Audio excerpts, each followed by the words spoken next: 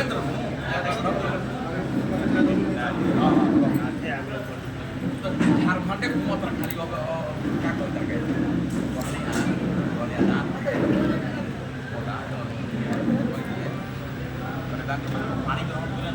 Finally दोस्तों शादी समारोह का लास्ट वीडियो था ये। और इस वीडियो के बाद जो है जितने भी वीडियो शादी के आए हुए हैं ख़त्म हो जाते हैं। और शादी का लास्ट जो विधि होता है आप लोग देख ही रहे हैं। और इसके बाद विदाई समारोह होगा, क्योंकि रात भर तो आपके लिए वीडियो बनाए ही हैं हम लोग और रात भर जगे हुए हैं। तो ये लास्ट वीडियो है आप लोगों के लिए। तो वीडियो अच्छी लगे तो सब्सक्राइब करना नहीं भूलिएगा, चैनल को सपोर्ट ज़रूर दिखाइए।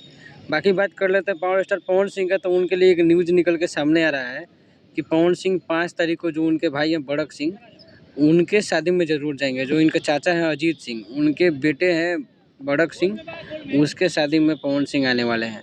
बाकी जो पवन सिंह का जनरल अपडेट है वो आता रहेगा चैनल पर, तो जुड़ जाइए।